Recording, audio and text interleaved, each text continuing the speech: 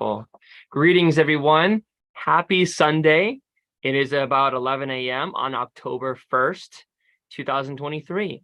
We are beginning a presentation today on a very special subject. Actually, a lot of people don't know that in the exile of Baha'u'llah, before he ended up in modern-day Israel, where we know the prison city of Akka, and after, of course, the beginning of his exile from Iran. And on that journey, he went somewhere. He went several places. He traveled over continents. He didn't just travel across countries. He traveled over continents. And there was an empire that existed at this time called the Ottoman Empire. This Ottoman Empire was expansive. It was vast. And this Ottoman Empire that existed, which now most people will ascribe to modern-day Turkey, it had more than just Turkey. It was over many countries, modern day. And the beautiful thing about this is that we're going to be talking about the Babi and Baha'i religions in the Ottoman Empire. This very large empire that existed that is no longer around. Despite the genesis of the Baha'i religion in Iran, from very early on, important developments took place in the neighboring Ottoman Empire. This session today will provide the historical context of events in the life of the Bab and Baha'u'llah. The session will be mainly based on the analysis of documents, mainly at the Ottoman Archives in Istanbul, Turkey. And Turkey is one of the former vestiges of this Ottoman Empire. Now, we are introducing today's speaker, Dr. Necati Alkan, PhD. He is a research associate at University of Bamberg, Germany, from 2015 to 2022. He is currently affiliated with the Hebrew University of Jerusalem, Israel. He has been fascinated by the Baha'i studies, especially history, since his youth, studying Islamic studies and history. Then, at the university, this opened new vistas for Dr. Alkan by learning Arabic, Persian, and in particular, Ottoman Turkish, beside his native Turkish and almost native education of German and English. He felt equipped to delve into Baha'i studies.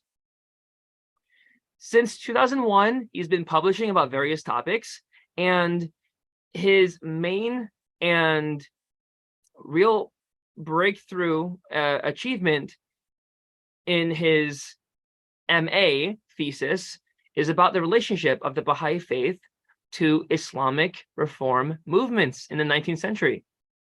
He wrote this in 1998.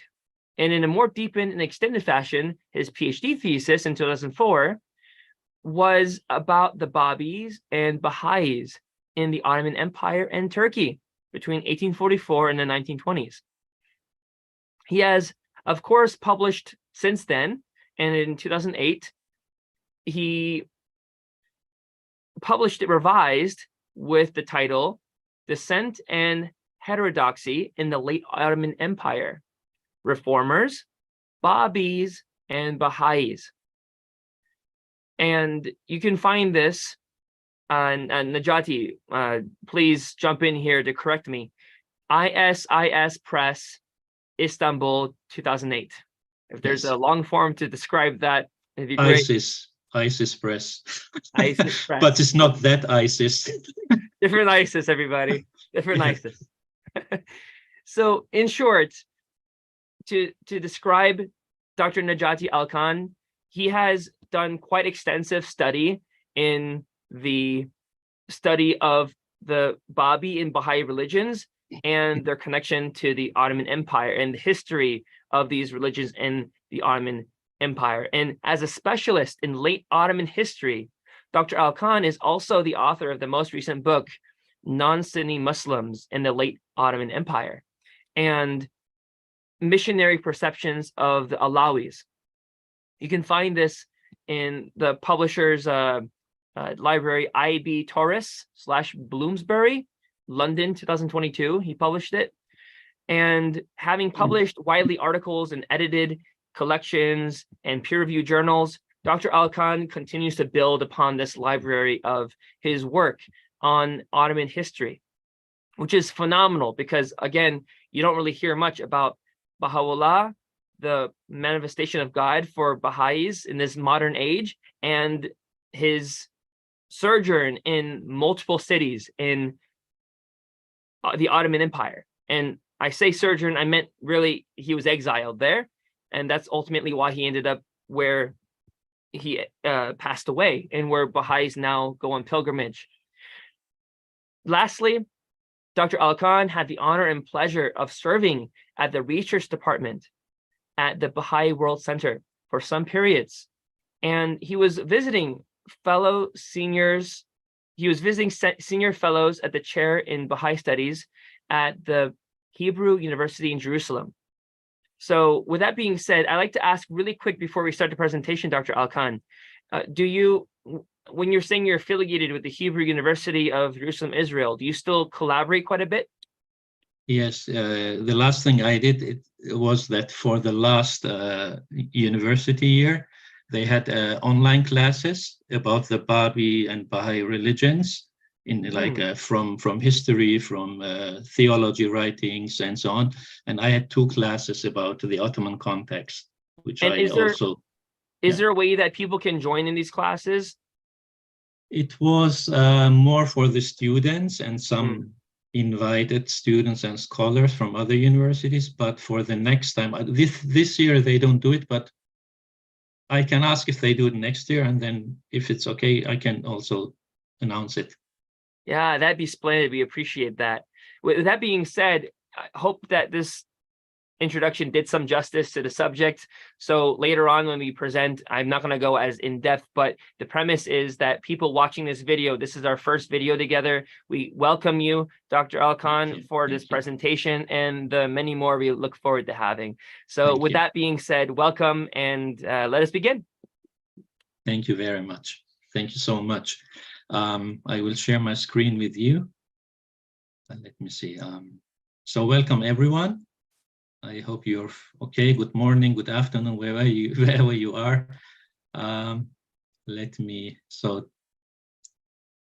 Just let me know. Do you see my screen now? We see your screen, and okay, now great. It's in presentation mode, so we're good to go. Great. Okay, so thank you for inviting me. Especially thank you for Peter Terry and Violetta, who pressed me to present something, and I was hesitant last year due to some other issues, but I'm happy to present today and next Sunday, actually, another talk. So I'm happy to be here. You touched on a few things, John. The topic is vast, so what I'm going to do today is just really share some of the documents which give some context about the Babi and Baha'i religions from the Ottoman perspective. But before I start with that, let me just emphasize that it's really critical to know about the Ottoman context of the Babi and Baha'i religions, because I know, as you see here on the slide, we know the Bab declared his mission in 1844, and then he was active until his martyrdom for 6 years. And Baha'u'llah, being one of his first disciples in 1844 as well, he was active in Iran for 9 years as a Babi, if you will.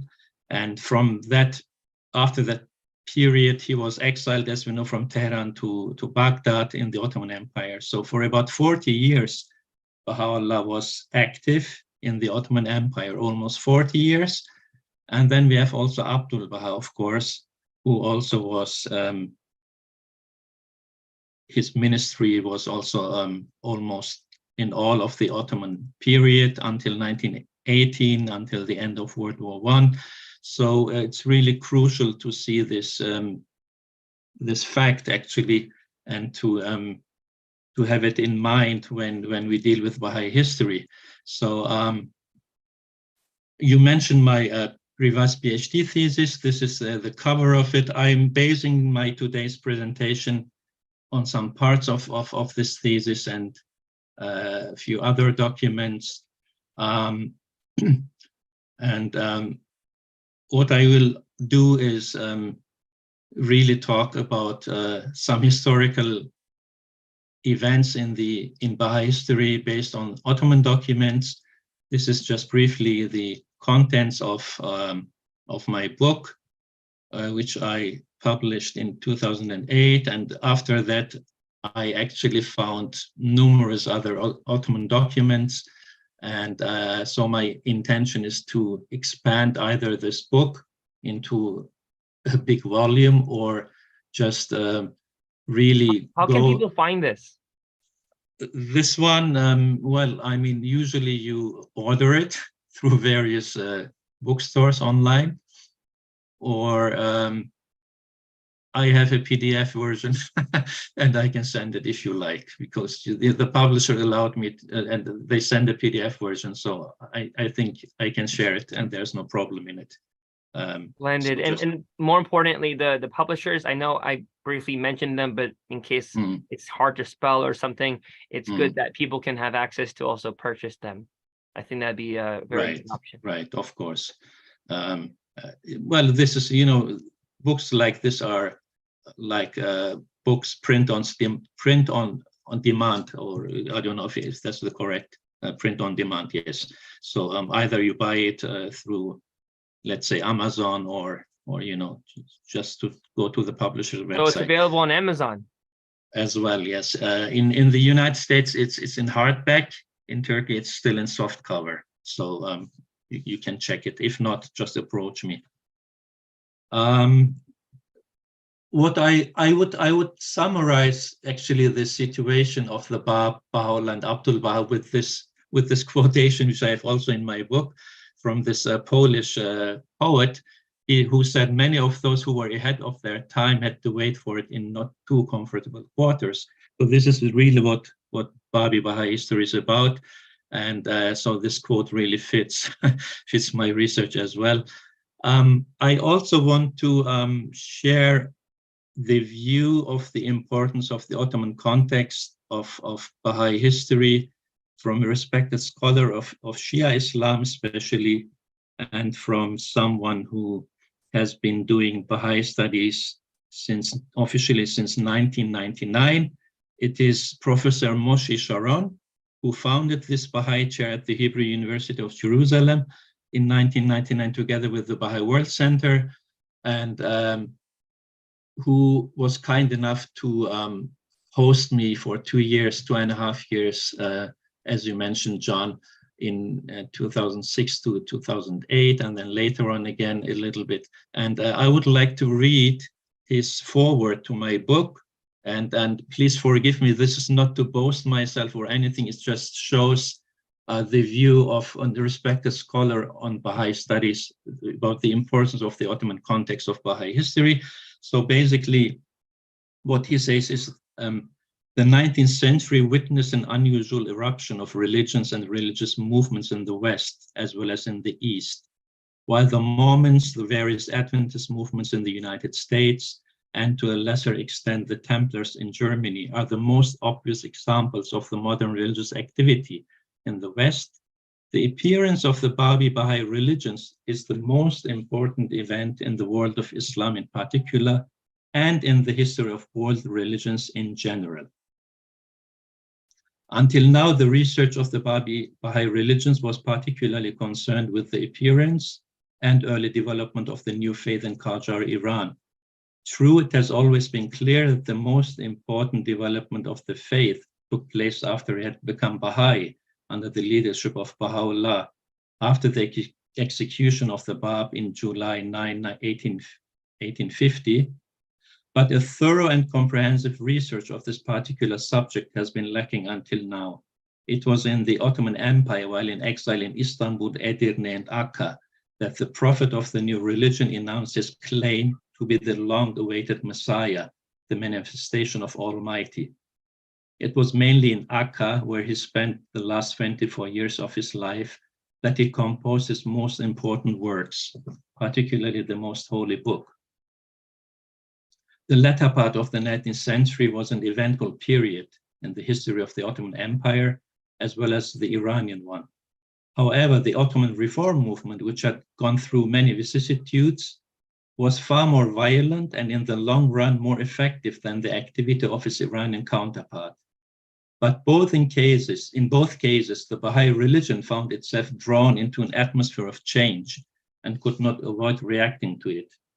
True, it was a religious movement with messianic overtones, but its message, which wished to change the world, could very well fit into the reform atmosphere which prevailed particularly in the Ottoman Empire.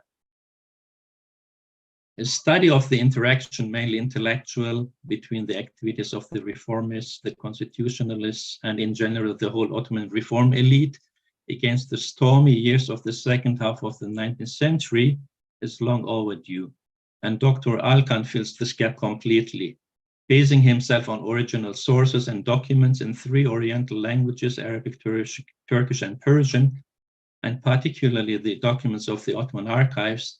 Dr. Alkan elucidates the important issue of the interaction, positive as well as negative, intellectual as well as social and political, between the messianic message of the Baha'i religion and the messages and activities of the reformers in the Ottoman Empire, and to a lesser extent in Qajar, Iran.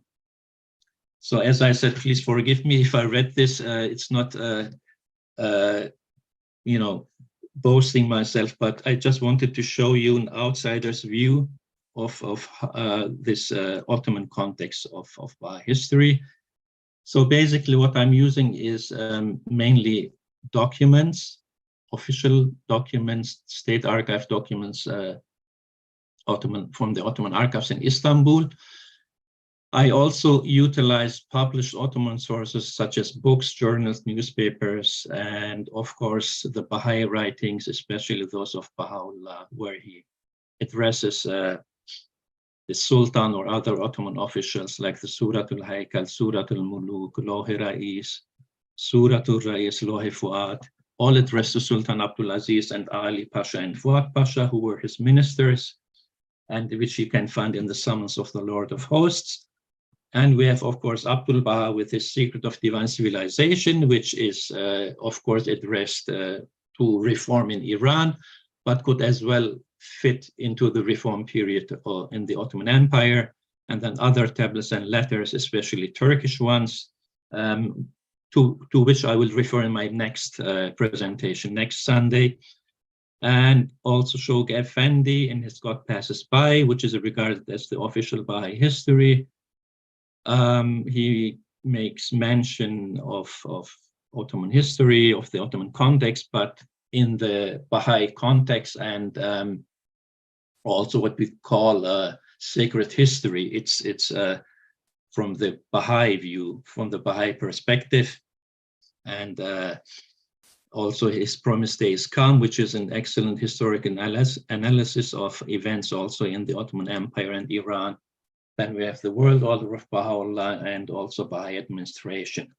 So this is what especially makes the framework of my research. And now I want to also mention a little bit what the Ottoman Archives actually is and where it is. And so basically there were several buildings in Istanbul, which you see, and the oldest one is on the upper left corner in the 1940s, and then below that you see the Ottoman Archives building until the 2000s, where I went many times and had the pleasure of finding several documents. And at that time, the documents were not digitalized yet, as they are now. And then for some time, you see in the upper right corner, you see this, what's called the Sublime Porte, which was the entrance of the Ottoman government. It was called Sublime Porte because of this port, because of this gate, because it was high. So Babi-Baha'i means the high gate, and the archives was located there until, for a few years, until 2013. which is also the seat of the governor of Istanbul, and the new buildings you see below since 2013. And you can still go there and see the actual documents, but nowadays they're mostly digitalized and you don't get the real documents handed to you, but you can watch them on your screen, on your computer. But I had the pleasure of seeing the actual documents as well at that time, in 2000 and later on. The Ottoman Archives contains a collection of historical, especially social and economic sources related to the Ottoman Empire, of course. And as you said, John, the Ottoman Empire comprised nations whose territories one time or the other were part of this empire. We have the heartland, which is Turkey, and Asian and European Turkey. And then we have the so-called Middle East, Arab countries, Iran. There are also many documents related to Iran. We have EU countries like Romania, Hungary, Austria, which all of them were part of the Ottoman Empire, and all of the Balkans, the Caucasus, part of the Caucasus, Cyprus, and North African countries such as Egypt, Libya, Tunisia. And yes, and Istanbul from 1453 was the center of the empire and of official documentation. Now, Ottoman history spans 622 years. The early years from about 1300 until 1500, we have almost no official documents. There are many chronicles about the rise and events in the Ottoman Empire. And then from around 1451 to the mid-1600s, we have about 100 documents and few registers in the Ottoman archives. And systematic archiving began actually since the time of Suleiman I, who's known as the Magnificent, in the 16th century. So if the Ottomans did anything good, it was this archiving stuff, which they did. It's just amazing. From 1847, from the reform period on, we have the modern archiving system as a result of the so-called Tanzimat, the reforms, and the westernization. I will come to that later. But serious systematization was commenced after the establishment of the Turkish Republic in 1923. And with more than 100 million documents, the Ottoman Archives is the biggest archives in the world. The cataloging continues. Now almost all documents, if not most of them, are digitalized, as I said. And since the corona pandemic, the documents can also be viewed and downloaded online. The collections comprise bound notebooks and loose papers preserved individually or in larger files. The bound notebooks, which are called defter, are accounting reports, financial surveys for taxes and assessment and so on. And we have also a second class of notebooks which contain diplomatic records, copies or summaries of outgoing orders and other communications.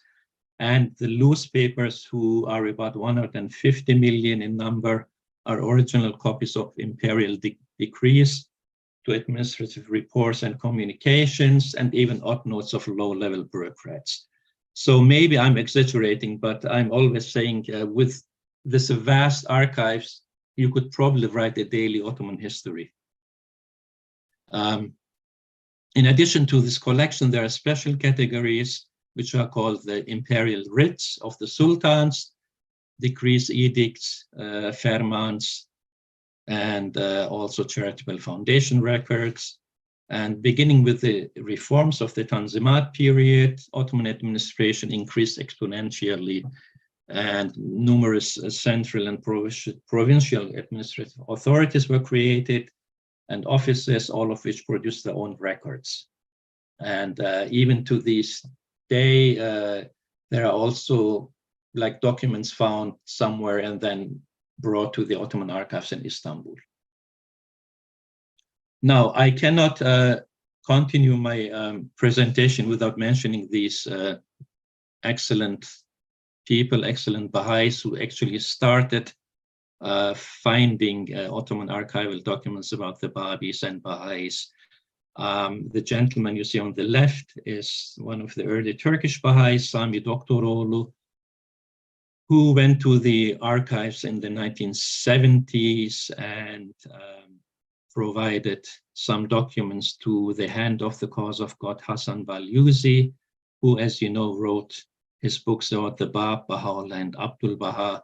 And so Mr. Balyuzi mentions some Ottoman documents already in these books. And this couple you see were, they were professors of Iranian and Ottoman literature in Turkey, both Baha'i, and also they found also other documents and sent them to Haifa to the Baha'i World Center. And Dr. Mujan Momen on the right, he was at that time the assistant of Mr. Balyuzi. He also used some of the documents in this famous volume, the Babi and Baha'u Religions, some contemporary Western accounts. So he mentions also a few of the Ottoman documents that were scattered in these books.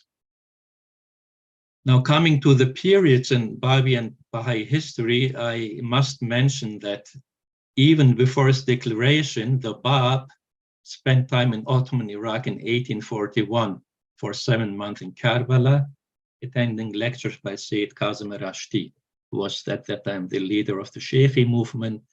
And also Baha'u'llah was exiled to Karbala in Ottoman Iraq before his official revelation, if you will, in 1851. Sometime before his revelation in the Siyah Chal in 1852. And then we have the minister of the Bab, of course, 1844, 1850. And I'm mentioning this to you because just to show you what the Ottoman documents comprise. They comprise all of Baha'i history until the passing of Abdul Baha. So we have a large file about Mullah Ali Bastami, who was the second letter of the living in Ottoman Iraq in 1844 to 1845. And this will be hopefully another presentation in January next year, I hope. It's an amazing story. And then we have, of course, Baha'u'llah exiled to Baghdad in Ottoman Iraq, 1853 to 1863, 10 years. And then his exile in Istanbul in 1863. And then his banishment to Edirne from 1863 to 1868 for about 5 years. And then, of course, the longest banishment in Akka from 1868 to 1891 for 24 years. And also later Abdul Baha also was active as the head of the Baha'i community. There are very few documents before 1891 in the time of Baha'u'llah, but later, especially from around 1900, I would say, the number of the documents about him increase. And just to give an idea, the Babi and Baha'i religions emerged in this period, what we just call Tanzimat, which is the reform period of the Ottoman Empire, from 1839 to 1867, 1876, 78.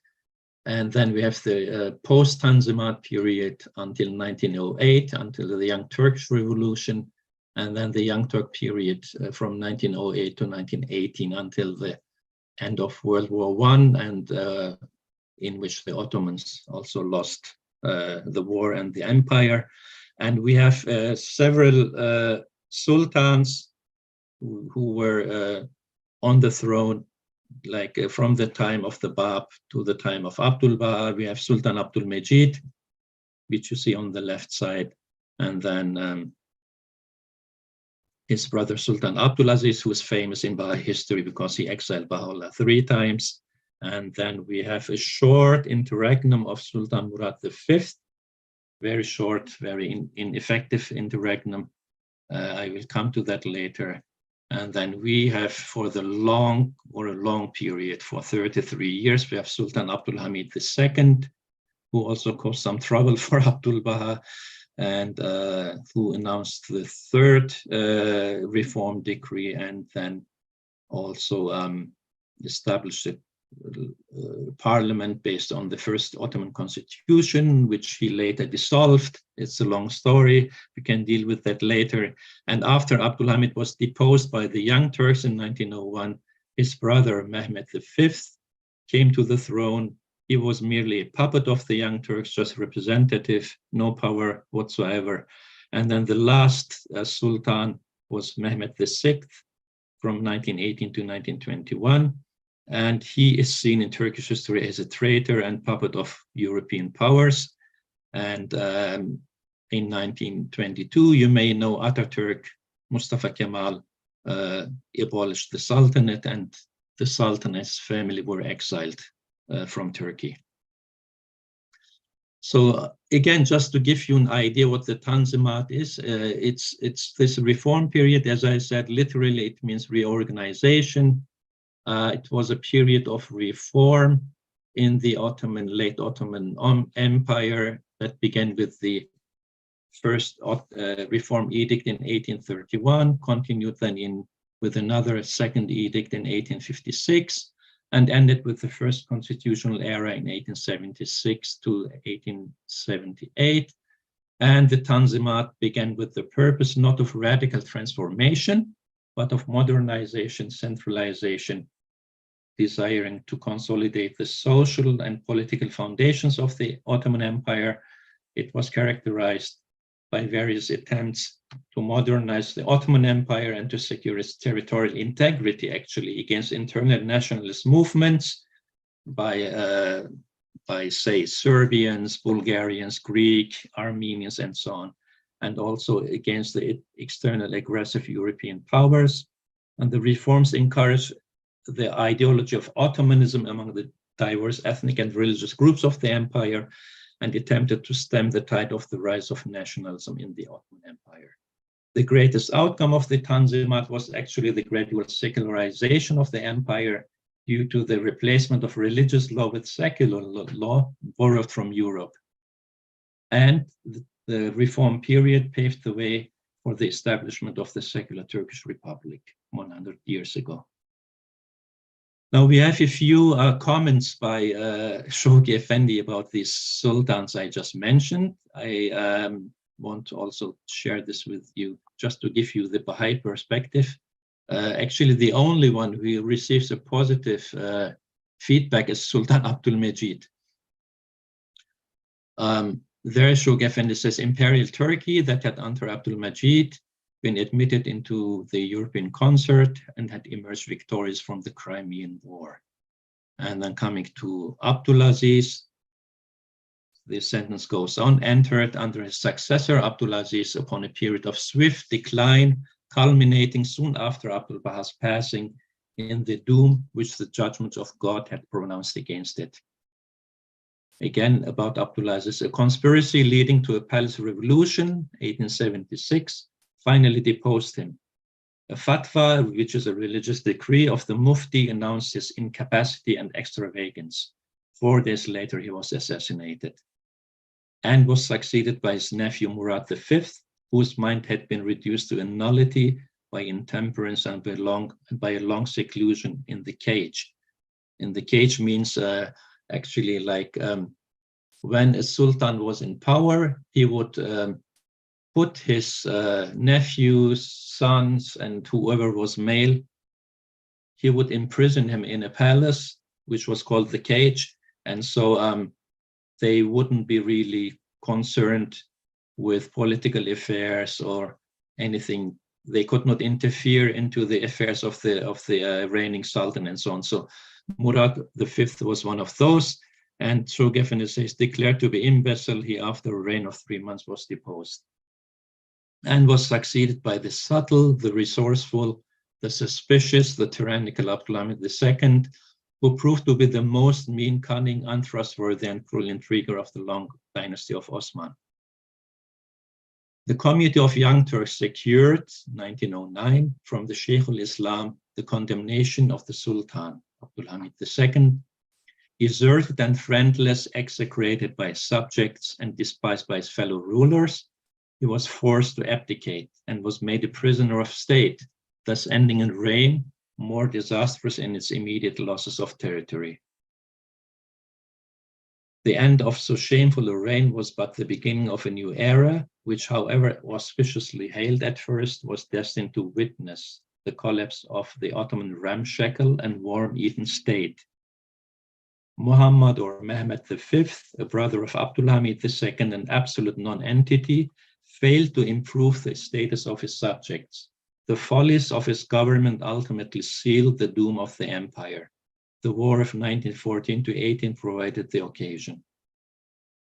And then the last quote, a new ruler, Muhammad or Mehmed VI, the last of the 25 successive degenerate sultans, had meanwhile succeeded his wretched brother. The edifice of the empire was now quaking and tottering to its fall. Mustafa Kemal, the later Ataturk, dealt it the final blows. Turkey, that had already shrunk to a small Asiatic state, became a republic. The Sultan was deposed, the Ottoman Sultanate was ended, a rulership that had remained unbroken for 6.5 centuries was extinguished. An empire which had stretched from the center of Hungary to the Persian Gulf and the Sudan, and from the Caspian Sea to Oran and Africa, had now dwindled to a small Asiatic republic. Constantinople itself, which after the fall of Byzantium had been honored as the splendid metropolis of the Roman Empire, had been made the capital of the Ottoman government, was abandoned by its conquerors and stripped of its pomp and glory, a mute reminder of the base tyranny that had for so long stained its throne. Such in their outline were the awful evidences of that retributive justice which so tragically afflicted Abdulaziz, his successors, his throne, and his dynasty. So this is, of course, as I said, from the Baha'i perspective, and it's a sacred history. I will also, my intention is also to give you the Ottoman perspective of the view about the Babi and Baha'i religions. Now, the Babi and Baha'i related official records in the Ottoman Archive comprise the early Babi period. As I mentioned, it's with the Bastami trial, which will be a separate talk. And then we have the exile decrees to Istanbul, Edirne, Akka, and Cyprus for Mirza Yahya. We have residency issues in those places, issues of travel allowances, money for the exiled ones, say Baha'u'llah, his family, Mirza Yahya and his family, and so on. There are issues of allowances and pensions, financial issues, and also documents about debts of Baha'u'llah in Edirne. We have documents about the conflict between Mirza Hussein Ali. It's actually usually the name of the actual name of Baha'u'llah is used in these documents. They don't say Baha'u'llah, they say Mirza Hussein Ali. So the conflict between him and Mirza Yahya and his fellow companion Isfahani are mentioned in those documents. Also, we have documents about the Babis that were left in Baghdad. And then we have documents about the fate of the Baha'i Ali Sayyah, who was exiled to Cyprus together with Mirza Yahya and Mishkin Kalam, for example. And then we have a legal report of murder of 3 Azalis in Akka in 1871, which will also be hopefully a separate talk next January. We have documents about the illegal Babi school in Akka, in the Khane Abu Hamid. It's about, it's saying like Abdul Baha established an illegal Babi school in Akka. We have reports about Babis in America, / Baha'is in America. We have also documents about the second group of Western pilgrims in Akka and Haifa in 1899. And then we have several documents about the mischief, so-called mischief, as the Ottomans saw it, of Abbas Effendi of Abdul Baha in Akka and Haifa. illegally, they say illegally purchasing land from Arabs and selling them to the Jews to establish Israel. And then we have many documents also about the proposed exile of Abbas Effendi of Abdul Baha to Fizan in Libya in 1901. And here I have to thank my Baha'i friend Ufuk Celma from Turkey. I don't know if he's here.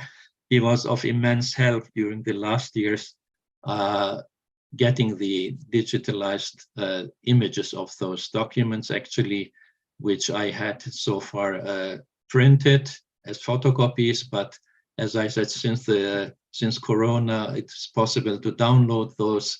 And so we have about 200 files, I think, that comprise, that contain around 2,000 sheets, documents about Babi and Baha'i history, and they were all sent to the Baha'i World Center as well.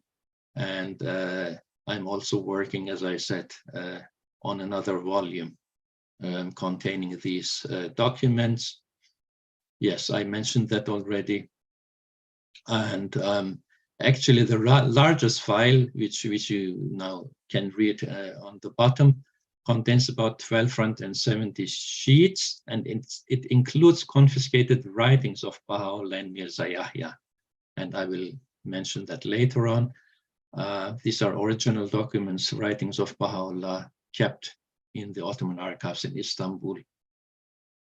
So I will just briefly, as I said, just show you some documents, just to mention briefly the case of Mullah Ali Bastami, the second letter of the living in Ottoman Iraq, 1844-1845. So as you know, after his declaration and gathering of his first 18 disciples, the letters of the living, the Bab sent each of them off to propagate his claim without mentioning his name, actually. And he sent Mullah Ali Bastami to Najaf and Karbala in Ottoman Iraq. So Bastami approached the Shia and Sheikh clerics there and showed them portions of the Bab's first official writing, the Qayyum al-Asma. And the Shia clerics promptly rejected Bastami and the Bab's claim to be the Mahdi, to be the long-awaited Muslim Messiah, if you will. But Bastami had already convinced hundreds of people, and so he was deemed as dangerous. The clerics, Shiis and Sheikhs were they were fearful, and so they reported to the governor of Baghdad, Najib Pasha, about this danger, new danger, and so Bastami was detained, and reports was sent to Najib Pasha to Baghdad, and then later Bastami was taken to a jail in Baghdad. What Najib Pasha did was that he established a court to trial Mullah Ali on January 13, 1845. So this is really like the earliest documents we have. And the peculiarity of this court was that it was perhaps the first time that Sunni and Shia scholars agreed on the issue about a common enemy. And the Mufti of Baghdad at that time, the famous Sheikh Mahmoud al-Alusi, he presided over the court.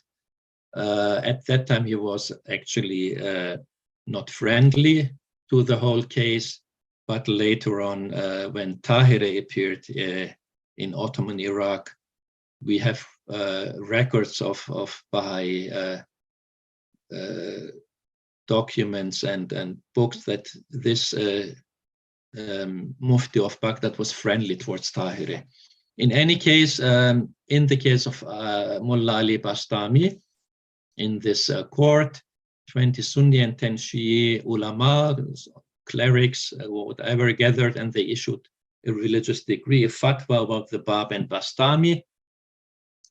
So what the Sunni clerics did, they said Bastami should be put to death, and also his leader. They don't mention his name. So the Babs, they should be put to death. The Shias opposed this, and they demanded that Bastami should be sent back to Iran. And Najib Pasha did not comply with any of those suggestions, but exiled Bastami with the order of Sultan Abdul Majid to Istanbul. So Bastami ended up in Istanbul for hard labor at the dockyard and died there in 1846. We have a brief description of Shoghi Effendi about him in God Passes By, where he says, with the Bab's return to Shiraz, the initial collision of irreconcilable forces may be said to have commenced. Already the energetic and audacious Mullah Ali Bastami, one of the leaders of the living, the first to leave the house of God and the first suffer for his sake, who in the presence of one of the leading exponents of Shia Islam had audaciously asserted that from the pen of his newfound master, the Bab, within the space of 48 hours, verses had streamed that equaled in number those of the Quran, which it took its author 23 years to reveal, had been excommunicated, chained, disgraced, imprisoned, and in all probability done to death. Now, these are some of the documents about the case of Bastami in Ottoman Iraq. And on the right, you see this religious decree, the fatwa declaring the Bab and Mullah Ali Bastami as heretics. This was studied many years ago by Mujan Momin. Actually, there's an excellent article about it. It's in Arabic, this decree, this fatwa is in Arabic. And Dr. Momin provides also the English translation of this and of the opinions of those Sunni and Shi'i clerics, which you see here, starting from the middle of the document. Each one of them wrote a brief note declaring the Bab and Bastami as heretics, and then you have to see below the note that you see their seals. Now, the other early documents are two letters of recommendation that were issued by the Ottoman Embassy in Tehran in 1852 and delivered to Baha'u'llah, who was mentioned as an Iranian notable worthy of esteem and respect prior to Baha'u'llah's departure for Baghdad. These letters were issued by this Ahmed Vefik Bey, or Pasha, later Pasha, who was a renowned Ottoman statesman, diplomat, and writer who was envoy in Tehran at that time. And these two letters we have in one of the Baha'i World volumes. So now I will just follow the exile of Baha'u'llah actually to Baghdad. And so as we know, Baha'u'llah was thrown into the prison of Siyah-Jal in Tehran in 1852. Before that, there was an assassination attempt on Nasruddin Shah in August 1852. And this assassination attempt actually in 1852 is the key event which affected the relations between Iran and the Ottomans concerning the Babis and Baha'is. And as you know, in the aftermath of the assassination, so Baha'u'llah was suspected of being involved. He was imprisoned in the Siyah-Jal for 4 months, from August to December 1852 in Tehran. And here, as we know, as he states also himself, he received his first divine revelation, and that he was chosen by God as a new manifestation, but which he concealed for 10 years. But it's fact that after the Bab's execution in 1852, the Babis had already gathered around the charismatic person of Baha'u'llah and already had aroused the suspicion of the Iranian authorities. But Baha'u'llah's innocence was proved, and then he was released from the Siyah-Jal, but had to leave Iran for good with his family. So he chose Baghdad as the place of exile and left Tehran in January 1853. And as you also know, his half-brother Mirza Yahya, who was appointed by the Bab as his nominee and was officially, though ineffectually, the head of the Babi community, was also, he followed Baha'u'llah actually to Baghdad instead of doing his function in Tehran, being the head of the Babi community. So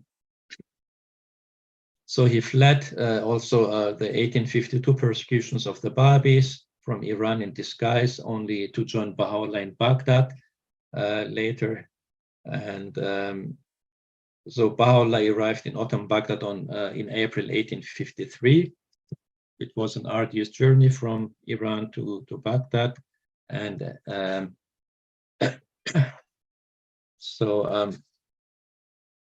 we have 10 years of Baha'u'llah in Baghdad, which were relatively peaceful, except for the 2 years from 1854 to 1856, where he had this conflict with his half-brother Mirza Yahya, who was also having some claims for himself, and who was jealous that Baha'u'llah was the leader of the Babis. So Baha'u'llah retreated to Kurdistan in Iraq for 2 years. But apart from this, it was a relatively peaceful and productive period for Baha'u'llah. And I haven't found any document, because it was peaceful, I guess, because the Babis were peaceful in Baghdad until 1862 in the Ottoman Archives, when the next banishment of Baha'u'llah was discussed in Istanbul. So back in Baghdad, as we know, he raised the morale of the Babi community, and also in Iran, sending tablets to Iran, where Baha'u'llah stressed the importance of ethical behavior and disapproving acts that would lead to social unrest. And Shoghi Effendi mentions actually that in God Passes By, that when Baha'u'llah was living as an exile in Baghdad, Sultan Abdul Majid, who was on the throne at that time, received positive reports about him from successive governors. And this friendly attitude of Sultan Abdul Majid unfortunately changed, because he died in 1861 and was replaced by his brother Abdulaziz, who became Sultan in the same year, in 1861. And so the rising popularity of Baha'u'llah actually among Ottoman officials and the population in general, among Iranian expatriates in Baghdad and in Iraq in general, frightened Iranian clerics and the Iranian consul general in Baghdad. So they sent alarming reports to Iran, to Nasreddin Shah, describing the reverence shown to Baha'u'llah by so many people in Baghdad. And this, of course, aroused the suspicion of Nasreddin Shah. In addition to this, the Iranians tried to discredit Baha'u'llah before the Ottoman government. The Shah ordered necessary measures to be taken by the Iranian divines and the consul general in Baghdad. But after the failure to discredit Baha'u'llah, more pressure was put on the Iranian government, and the consul general of Baghdad also dispatched false reports to Tehran and also to Istanbul. And considering the security of the Shah, because of this attempt in 1851, Iran stressed the danger of the Babi presence near the Iranian border. And these efforts actually, they bore fruit. Sultan Abdulaziz complied with the appeals, and pressure from the Iranian government, represented in Istanbul by the Iranian ambassador Mirza Hussein Khan. And so Sultan Abdulaziz decreed that the Babis in Baghdad be banished from there to Istanbul. And Shoghi Effendi says that the letter of the prime minister, the Ottoman prime minister, to the governor of Baghdad was couched in courteous language, ordered Baha'u'llah to the Ottoman capital as the guest of the Ottoman government in 1863. And this Iranian ambassador, Mirza Hussein Khan in Istanbul, he was extremely influential, also close to especially two Ottoman ministers, which you know from Baha'i history, to Ali Pasha and Fuad Pasha, who exchanged the offices for many years as prime minister and minister of foreign affairs. So these two pashas were also not friendly towards Baha'u'llah in general. And so the Iranian foreign minister instructed the Iranian ambassador in Istanbul to remove Baha'u'llah and the Babis from Baghdad. and to send them to a remote place. And the minister said that despite Baha'u'llah's removal from Tehran, he was still active in Baghdad with, quote, corrupting and misleading foolish persons and ignorant weaklings. The foreign minister accused Baha'u'llah of inciting murders and sedition. He therefore asked Hussein Khan, the ambassador, to press for his removal from Baghdad in order to prevent mischief by the Babis.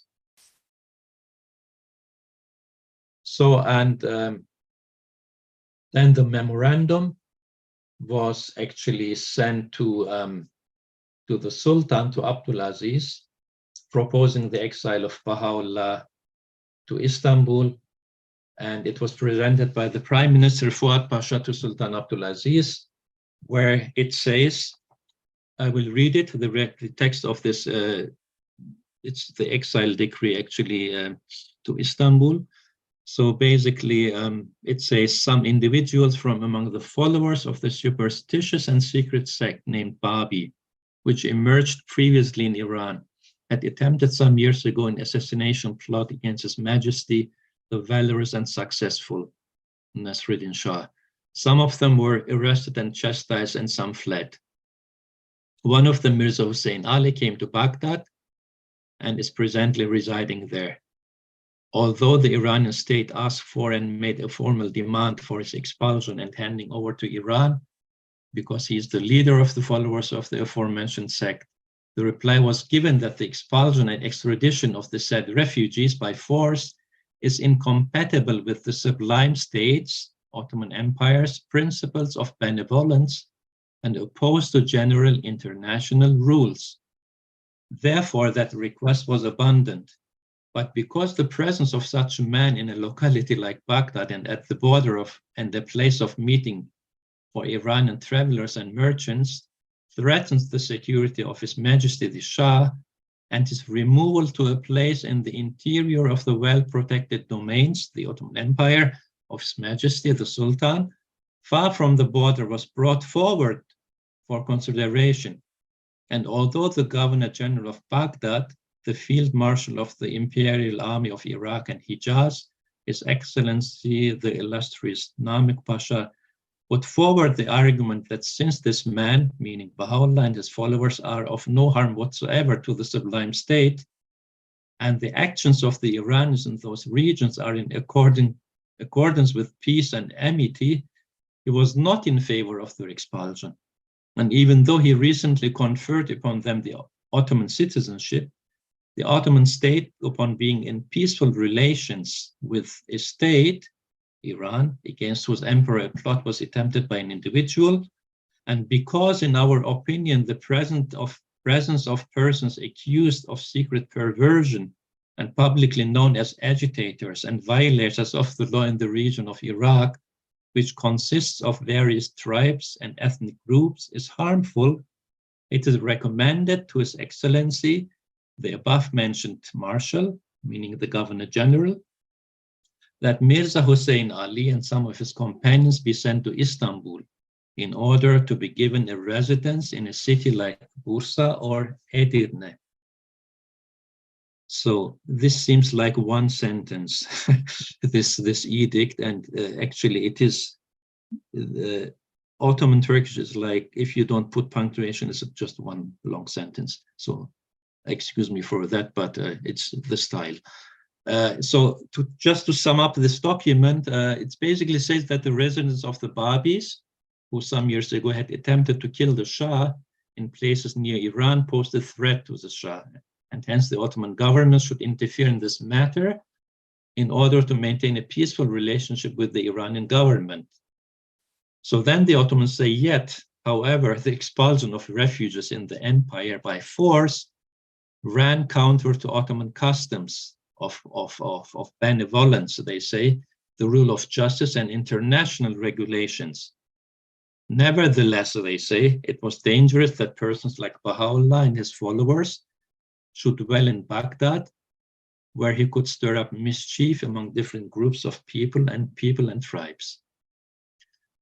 So at the bottom, you have the note of Sultan Abdulaziz saying that it is necessary that the matter of sending the aforementioned Mirza Hussein Ali and some of his companions to Istanbul, so as to make them reside at places such as Bursa and Edirne, should be recommended to His Excellency the above-mentioned Marshal, which is the Governor General Namek Pasha in Baghdad.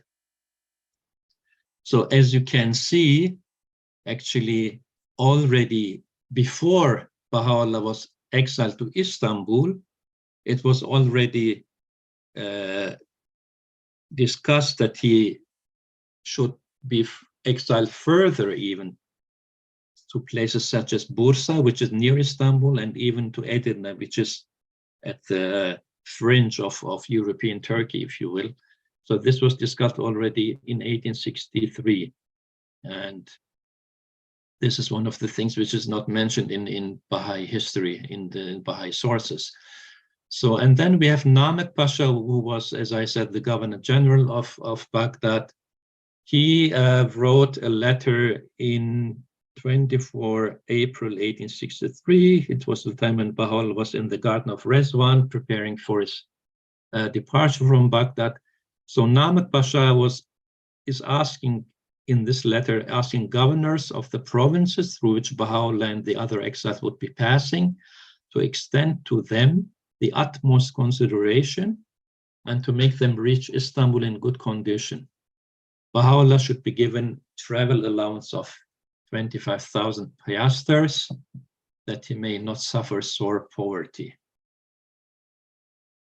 And here you see in the same file as this document, you see a list of male exiles in this communication by the governor of Baghdad, mentioning Baha'u'llah, his sons, and also servants, all male. Unfortunately, the female members of the entourage of Baha'u'llah are not mentioned by name.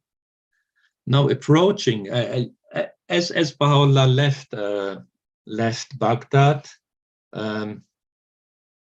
actually before he left Baghdad, let me come to this.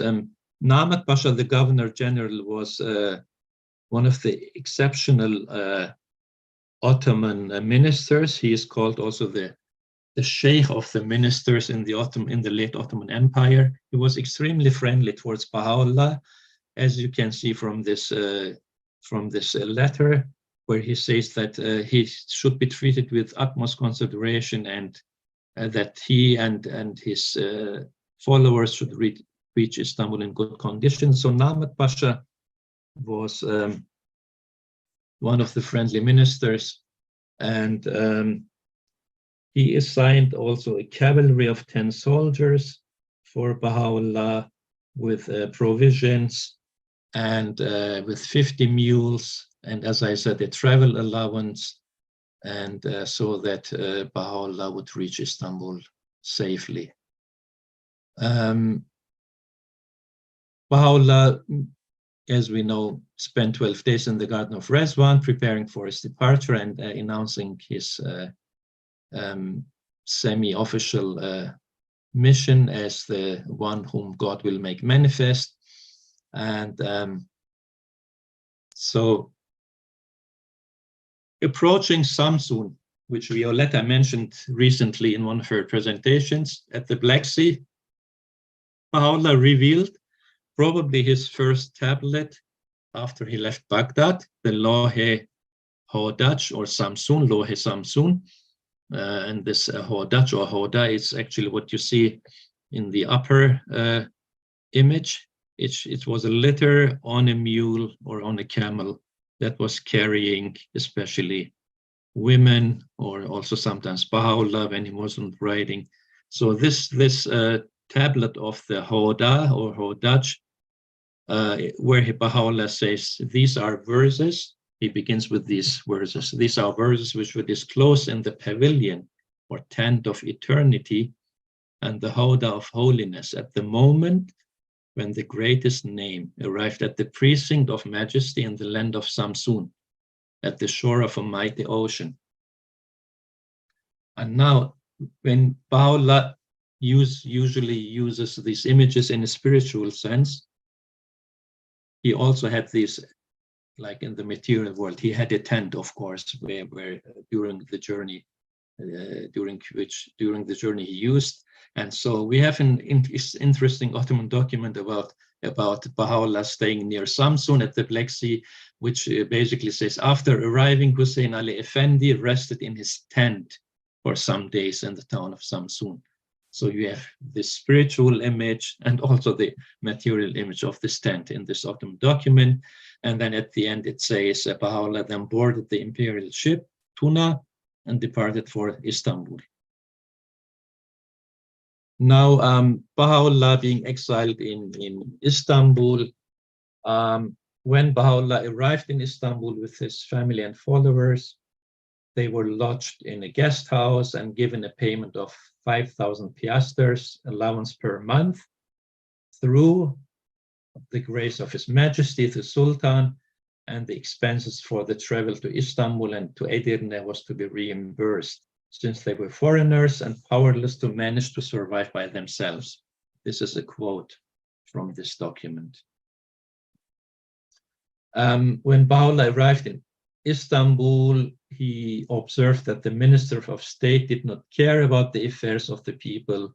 So, as you know, Baha'u'llah mentions especially in the Surah of the Kings and the Surah al-Muluk, this behavior of the ministers of state, that they were only concerned with themselves. So Baha'u'llah, observing this, refused to follow the common custom of calling in person on Ottoman officials, such as the Sheikh al-Islam or the Prime or the Foreign Minister, and he refused the practice of mercenariness of Iranian dignitaries by asking for gifts. Some Ottoman officials disliked Baha'u'llah's behavior, and according to Shoghi Effendi, other officials tried to present the Babi exiles as the mischief to all the world, or deserving of every chastisement and punishment. In his Surah al-Muluk, Surah of the Kings, Baha'u'llah also rebukes Sultan Abdul Aziz and his ministers for having led an opulent life while their subjects were in a miserable state. There he advises the Sultan to follow the commandments of God and to act with justice towards his subjects, and not to allow anybody to oppress them, and to be a just king. And there are many also things which Baha'u'llah mentions, how Sultan Abdulaziz actually should handle the affairs of the state. And at some point he also says to the Sultan that he should not leave the affairs of state to the hand of others, particularly not to rely on his ministers who are not worthy of his trust, but on ministers who are upright and just, and to take counsel with them. Now, this taking counsel with them is a Quranic metaphor, which is about consultation, actually, as we know in the Baha'i faith. But in this case, this counseling with the others in state affairs was a key word in this Ottoman reform period, and was later used by the first generation of Ottoman reformers as a code word for a constitution and a parliament. In any case, Baha'u'llah advised the Sultan to counsel or to have consultations together with upright and just ministers. I will come to that in my next presentation on next Sunday. Now, the exile to Edirne, it's actually interesting that there are discrepancies between Baha'i sources and Ottoman sources, because we know that Baha'u'llah and Abdul Baha say that they were exiled from Istanbul to Edirne all of a sudden without any forewarning. And so after these 4 months in Istanbul, the next edict, the next decree was issued by Sultan Abdulaziz to exile him to Edirne. And Baha'i sources state that this decision was reached as a result of the efforts of the Iranian ambassador in Istanbul on behalf of his government, in concert with Ali and Fuad Pasha, the prime and foreign ministers. And as regards to whether Baha'u'llah himself wanted to go to Edirne, as stated in the edict, or as Abdul Baha says, the government obliged us to settle in Adrianople. Shoghi Effendi states that through the Sultan's infamous edict, the Babis were banished suddenly and without any justification whatsoever, in the depth of winter and in the most humiliating circumstances to Edirne. So, but this document actually in the Ottoman Archives says, upon his, so Mirza Hussein Ali's or Baha'u'llah's written request to His Majesty, which is enclosed in the file and presented to the Sultan, for permission to reside in Edirne, to be sent together with his family to Edirne. It's amazing. So, and then there's a list of the people and the animals or the mules that should accompany him. And so the Ottomans say that Baha'u'llah sent this list to Istanbul, and there's actually the seal of Baha'u'llah at the bottom, which says Hussein Ali, a seal that he used for official matters. So there's this discrepancy, as I said. And of course, one has always to compare the sources, what is right and what is wrong. And like Nahmet Pasha, the Governor General of Baghdad, the Governor of Edirne, Hurshid Pasha, also stated that Baha'u'llah did not constitute any danger to the empire, but he could not convince the authorities in Istanbul. So what basically happened is in Edirne, when Baha'u'llah arrived in Edirne, so they arrived in Edirne in December 1863, and in this period until the further exile to Akka in August 1868, many significant events occurred in the development of the Babi community in Edirne and in Iran. Here Baha'u'llah commenced the proclamation, the further proclamation of his claims on a global scale, as you know, by addressing various secular and religious rulers, including Sultan Abdulaziz, and then the conflict between Mirza Yahya and him that was already brewing in Baghdad reached its climax in Edirne. Baha'u'llah himself calls this supreme crisis as the days of stress and the most great separation. After this, most of the Babis followed Baha'u'llah and became known as Baha'is. And then the greeting also changed. The greeting of the Baha'is changed from Allahu Akbar to Allahu Abha in Edirne. And only a tiny minority sided with Mirza Yahya, who was known as Subh Azal, and who are known in history as the Azalis or Azali Babis. And according to the Baha'i version of events, Yahya's aversion to Baha'u'llah manifested itself in efforts to damage the reputation of Baha'u'llah in the eyes of the government, and even to bring about his death by poisoning him. The Ottoman government was not concerned about who was right or not. Anyone in the company of Baha'u'llah was deemed as a mischievous Babi. The events that actually led to the punishment of Baha'u'llah and Mirza Yahya and to the final exile to Akka in Cyprus commenced with the arrest of some Baha'u'llah's followers in Istanbul. And you can read it in the Revelation of Baha'u'llah of Adib Tahir Zaide about it in the volume about Istanbul and Edirne. So what basically happened is that Baha'u'llah had sent a few Baha'is from Edirne to Istanbul to sell some of his horses in order to secure some money. And there are documents issued in Edirne by merchants, including foreign merchants, who say that Baha'u'llah had borrowed money from them. And so it must be this occasion that Baha'u'llah sends these Baha'is to Istanbul to sell some of his horses in order to secure some money. And also the propagation of Mirza Yahya's claims, who was also somehow active in Istanbul through his followers aroused the suspicion of the local authorities in Edirne, and the Governor General Hurshid Pasha received a report from Istanbul. They say that these factors, like this mischief of the Babis in Edirne, and certain expressions in writings of Baha'u'llah and Yahya confiscated by the Istanbul police, had alarmed the authorities.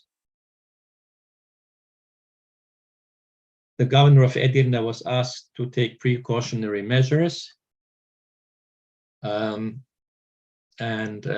order that the Baha'is in Edirne do not disperse. They shouldn't leave Edirne. Like also the governor of Baghdad, Hurshid Pasha, as I said, he said that Baha'u'llah and his followers did not constitute any danger to the Ottoman state, but this did not have any effect in Istanbul. So the Baha'is who went to Istanbul, they were arrested by the police and cross-examined. This was between 31st of March to 7th of April 1868. Among them was Mishkin Kalam and Mirza Ali Sayyah, who both later were exiled to Cyprus. And this is just one of the sheets of the minutes of the interrogation, which is also mentioned by Mr. Taherzadeh in his book. And basically the questions of the officers at the police station in Istanbul when interrogating the Baha'is, they revolved around following issues. The reason for being in Istanbul or the Edirne, so the reason for the Babis being in Istanbul or Edirne, to which religious group or religious order they belong to, who they were in contact with, who the Sheikh Effendi is, meaning Baha'u'llah, and the nature of their relationship, which religious order the Sheikh belongs to, the nature of his writings and claims, the relationship with Mirza Yahya and his claims, and all agreed, all the Baha'is who were interrogated, cross-examined, agreed with varying answers that Baha'u'llah did not claim to be the Mahdi, because that was the understanding of the Ottomans. The Ottoman Commission concluded from the confiscated voluminous writings that Yahya had copied the Quran and that he claimed that his writings were revealed to him by God. Based on this, Yahya claimed prophethood, and also Baha'u'llah, called here Sheikh Mirza Hussein Ali, received revelations in Persian and Arabic and claimed some sort of prophethood that also comprised the station of the Mahdi. But as we know, Baha'u'llah never claimed to be the Mahdi. That was the Bab. Baha'u'llah's own concept goes beyond the Islamic notion of prophethood, and he refers to himself in one of his writings, in many of his writings actually, as a divine manifestation, as you know, and says that he never claimed prophethood nor trusteeship, meaning that he was not a blood descendant of Muhammad and the Shi'i Imams. So this was the part of the Bab. So overall, Baha'u'llah was supported by the governor of Edirne, and Hurshid Pasha actually was another Ottoman statesman who openly and on many occasions frequented the house of Baha'u'llah and had admired Abdul Baha. He defended Baha'u'llah's views as expressed above, and affirmed that it was Mirza Yahya who created discord and was asked for by the Iranian government, that he arrived in Edirne together with Baha'u'llah, but secretly. And as in the case of the governor of Baghdad, the governor of Edirne as well had to submit to the will of Sultan Abdul Aziz. Initially, Baha'u'llah was to be exiled alone to Akka, but he insisted that he be accompanied by his family and followers.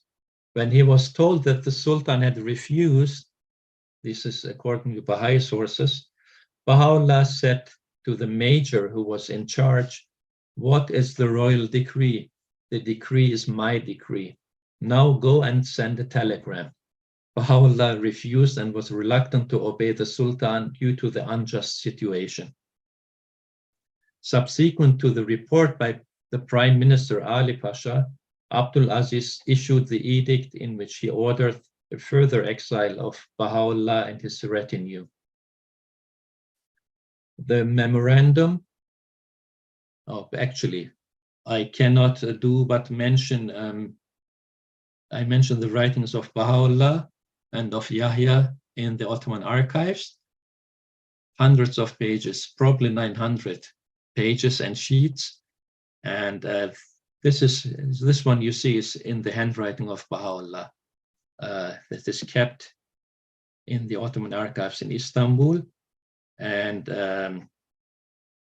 as I learned, this was also not at the Baha'i World Center, this one. And then there are many others. And as I said, based on these writings, they say that Yahya and Baha'u'llah claimed prophethood and so on, that they were the Mahdi. And then you have here other examples of the writings of Baha'u'llah.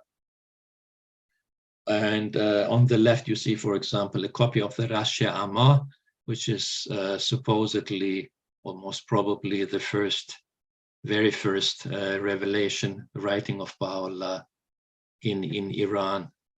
And on the right, you see a copy of the words of wisdom, which which are similar to the hidden words, and which are usually listed among the tablets revealed in Akka.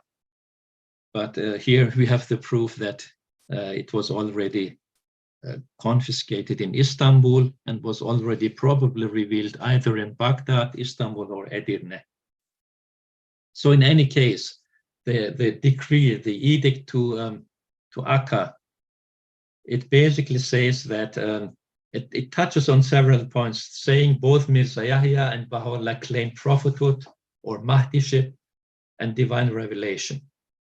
Their perceived purpose, so the opinion of the Ottomans, was to deceive ignorant Muslims, multiply in number, and wage an armed insurrection against the Sultan or the Ottoman government. In order to prevent this, punishment needed to be given immediately. As a result of the statements of the interrogated persons, the Baha'is in Istanbul, and the letters and books in their possession, which were confiscated, it was clear that they belonged to the Babi sect. Baha'u'llah and Mirza Yahya deserved punishment in the first degree as the leaders of this mischief.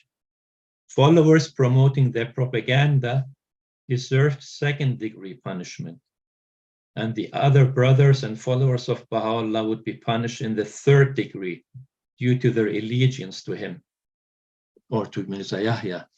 Since the phrase, "those who ally," was not included in the specific law, all should have been punished with lifelong exile.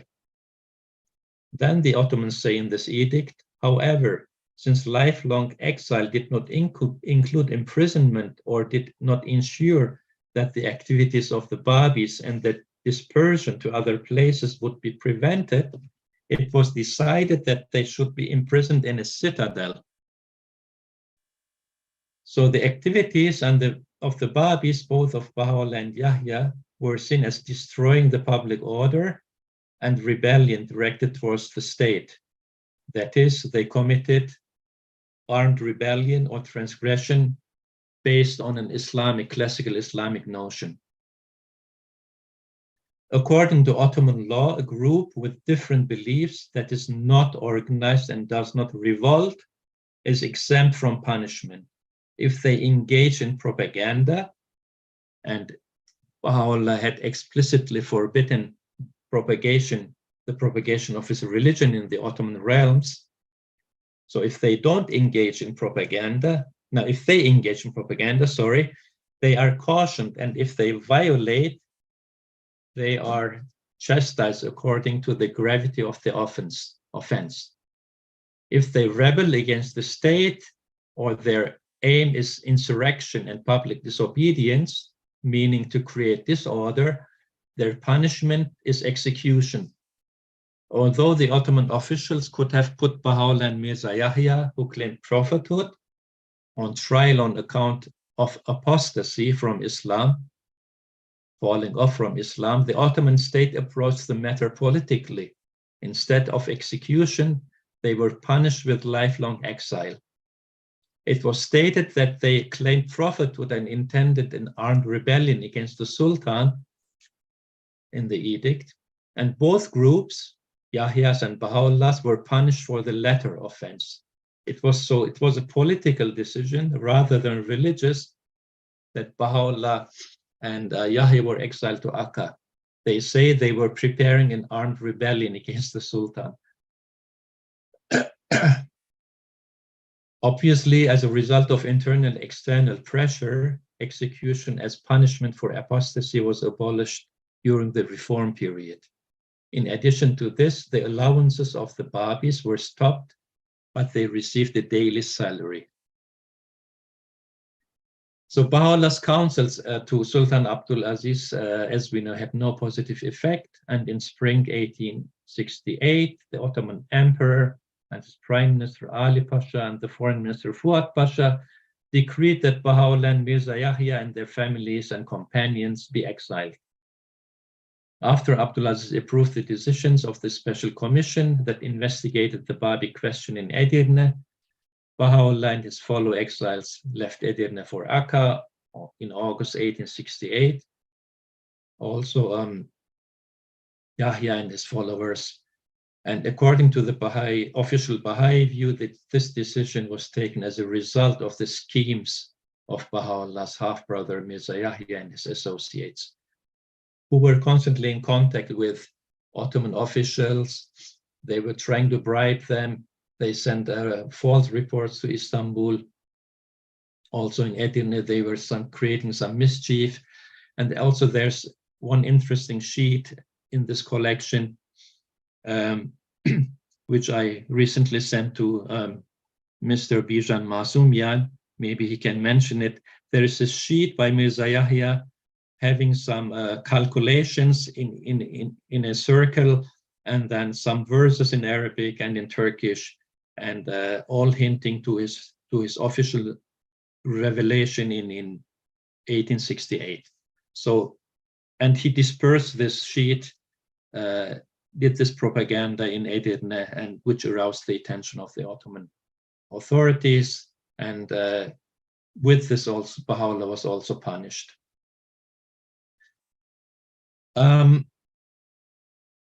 So now Baha'u'llah was exiled to Akka, and Mirza Yahya with his followers, and unfortunately 4 Baha'is to Famagusta in Cyprus, which was cut off from the mainland. So, and this decision, as we will mention later, as I will mention later, this decision of the Ottomans to send Baha'u'llah to Akka and Yahya to Cyprus would eventually prove favorable for Baha'u'llah and his followers.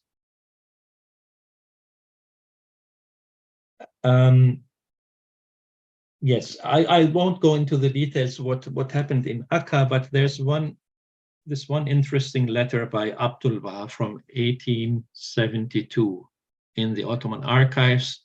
So about 3.5 years after the arrival in Akka, Abdul Baha sent a letter to the Ottoman Prime Minister, who was then Mahmud Nedim Pasha, describing the events and reasons for continuous banishments within the Ottoman Empire.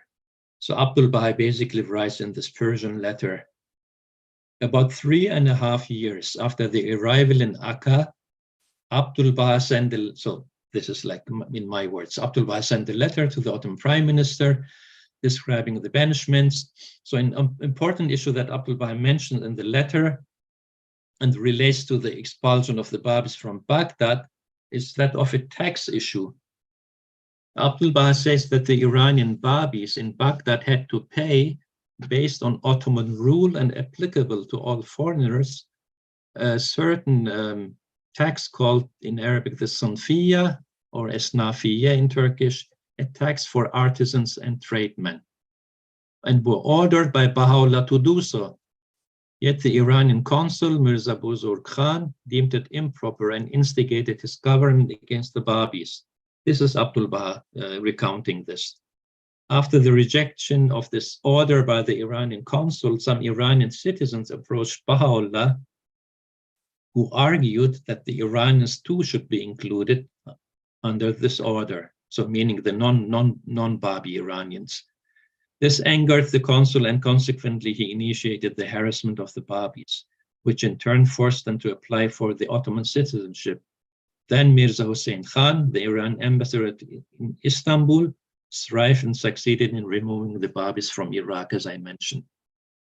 Regarding the deportation from Edirne, Abdul Baha wrote in the same letter that despite the friendly attitude of the people in Edirne, one day all of a sudden soldiers surrounded the house of Baha'u'llah, and after inquiring about the reason, they were told that it was decreed by the Sublime Porte, the Ottoman government, that they be sent to Gelibolu or Gallipoli.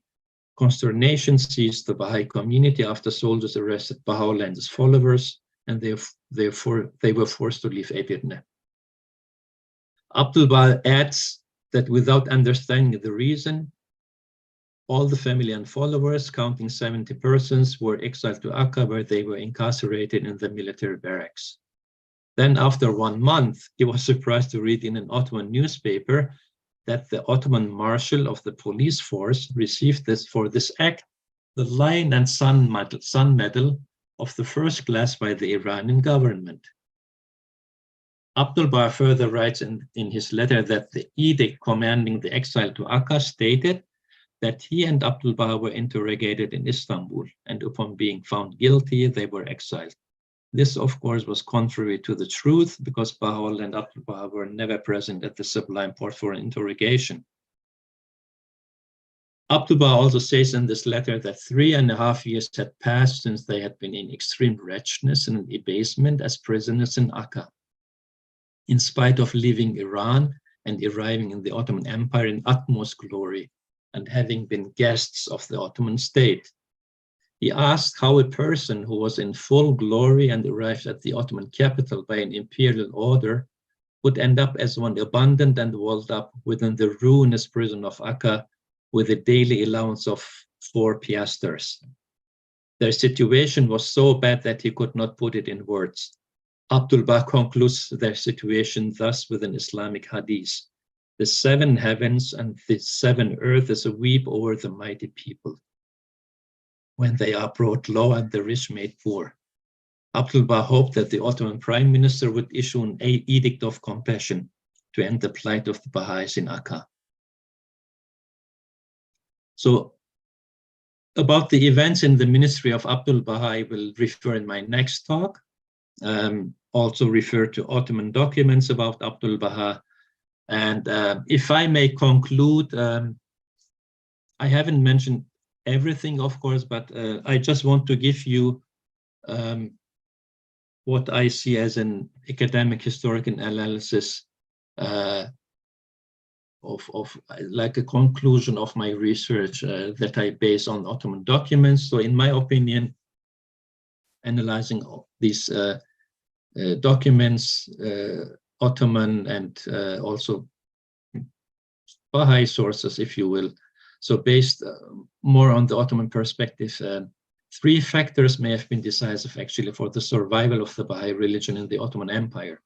I mean, of course, we know that from the Baha'i point of view, which is sacred history, Baha'u'llah had to be in Akka, in the Holy Land, and you know, however, you know, whether exiled or not, so he fulfills prophecies, being in Baghdad, being in Akka, and so on.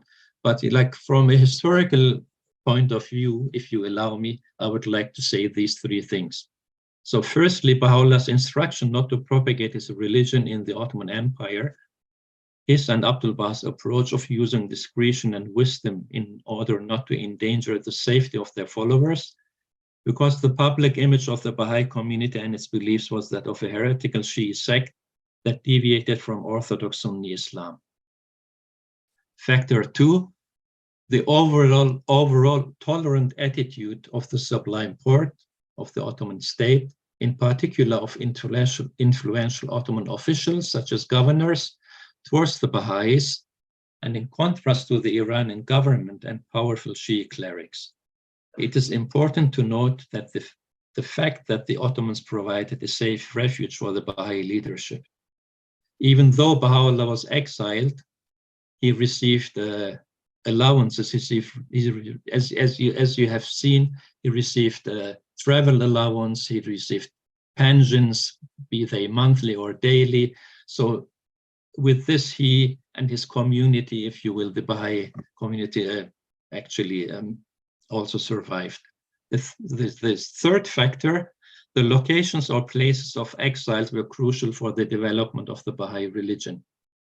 Mirza Yahya was on the remote island of Cyprus with his family, and there's no evidence that he expanded the Babi community or spread his teachings. Conversely, even though Baha'u'llah was forcibly settled in Akka, that he viewed as a terrible place, with the impact of the Tanzimat reforms and the European infiltration, it became a center of economic activity, and the initial unfavorable conditions improved later. And my very last words for today, Baha'u'llah, as I mentioned, was already given Ottoman citizenship in Baghdad together with his family, and was so protected from being handed over to Iran, actually, by the governor of Baghdad. He received an allowance from the Ottomans as to survive. He was gradually able to meet his followers, even in Akka, where he was not supposed to mingle with other people, according to the edict. He could move inside and outside Akka. Later on, he lived as an exiled religious leader in mansions of former governors that he rented or bought. He had time to compose his voluminous writings and send followers to propagate his religion outside the Middle East that resulted in a worldwide religious community. Thank you very much. Thank you so much for this presentation. And what an interesting image at the end. Yes, the Turkish professor. We have to regretfully say that we're not going to have a question period today. I'm sorry. We're going to have to begin. No, it's fine. We're going to have to begin our questions next week.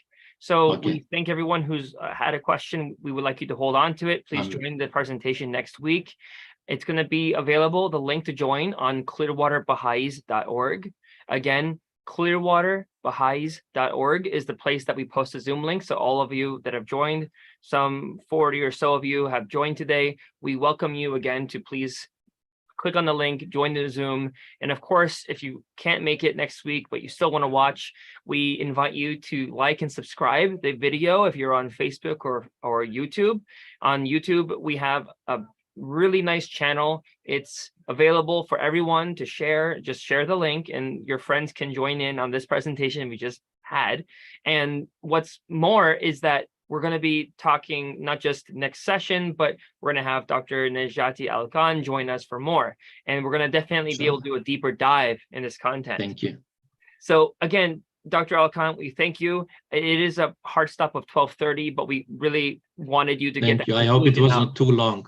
No, not at all. We just wanted to get that conclusion out. We'll be having a presentation at 1 p.m. So everyone joining. Thank you so much. Thank you so much again, Doctor. And we're thank you. Thank you all for joining.